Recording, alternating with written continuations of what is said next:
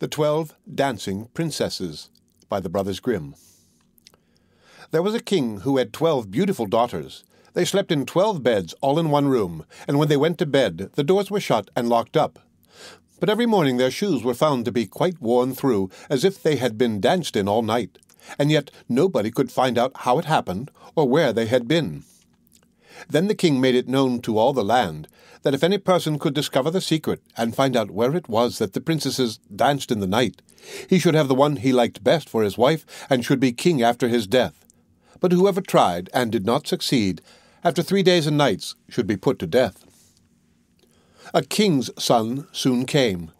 He was well entertained, and in the evening was taken to the chamber next to the one where the princesses lay in their 12 beds.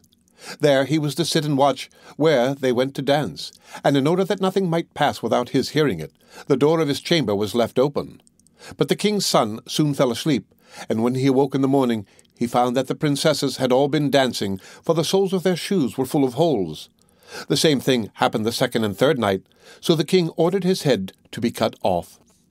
After him came several others, but they had all the same luck, and all lost their lives in the same manner. Now it chanced that an old soldier, who had been wounded in battle and could fight no longer, passed through the country where this king reigned, and as he was travelling through a wood he met an old woman, who asked him where he was going. "I hardly know where I am going, or what I had better do," said the soldier, "but I think I should like very well to find out where it is that the princesses dance, and then in time I might be a king." "Well," said the old dame, "that is no very hard task. Only take care not to drink any of the wine which one of the princesses will bring to you in the evening, and as soon as she leaves you, pretend to be fast asleep." Then she gave him a cloak and said, "As soon as you put that on, you will become invisible, and you will then be able to follow the princesses wherever they go." When the soldier heard all this good counsel, he determined to try his luck. So he went to the king and said he was willing to undertake the task.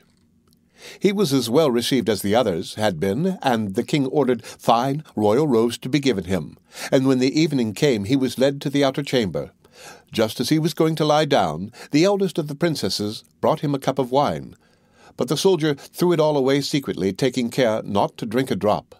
Then he laid himself down on his bed, and in a little while began to snore very loud, as if he was fast asleep. When the 12 princesses heard this, they laughed heartily, and the eldest said, "This fellow, too, might have done a wiser thing than lose his life in this way." Then they rose up, and opened their drawers and boxes, and took out all their fine clothes, and dressed themselves at the glass, and skipped about as if they were eager to begin dancing.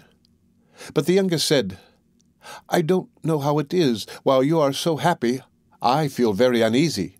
I am sure some mischance will befall us." "You simpleton," said the eldest, "you are always afraid. Have you forgotten how many kings' sons have already watched in vain? And as for this soldier, even if I had not given him his sleeping draught, he would have slept soundly enough."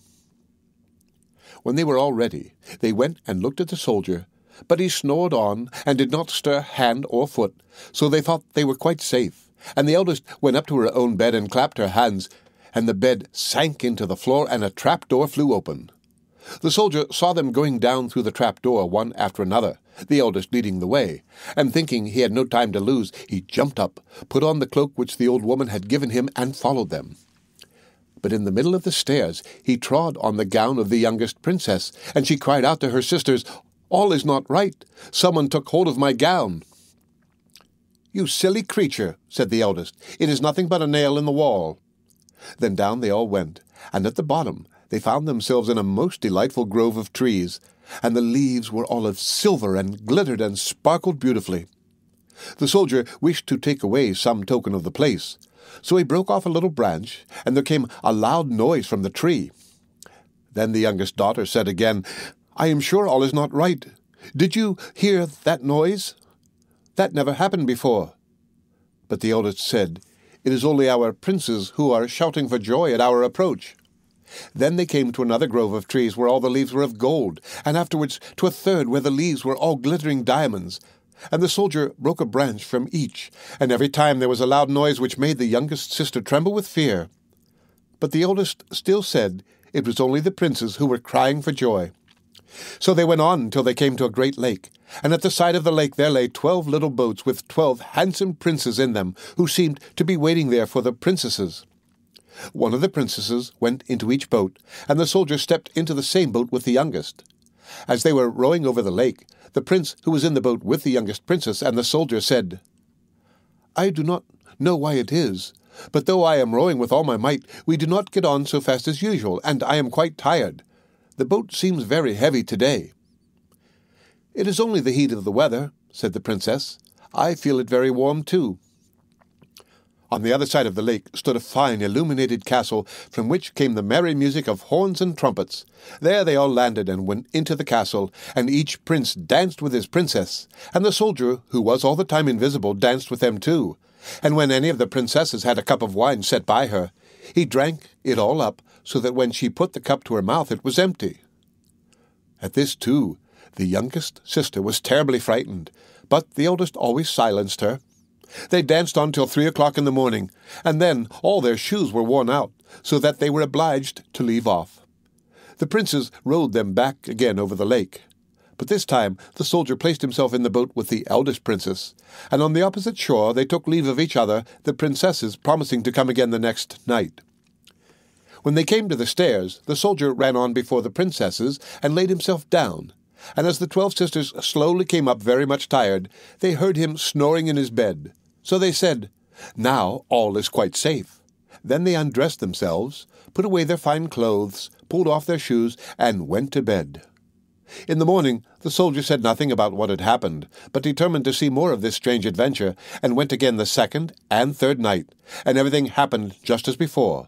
The princesses danced each time till their shoes were worn to pieces, and then returned home.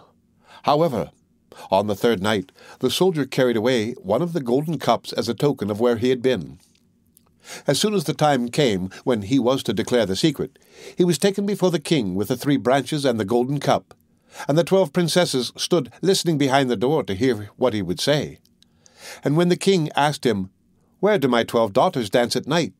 he answered, "With 12 princes in a castle underground." And then he told the king all that had happened, and showed him the 3 branches and the golden cup which he had brought with him. Then the king called for the princesses, and asked them whether what the soldier said was true. And when they saw that they were discovered, and that it was of no use to deny what had happened, they confessed it all.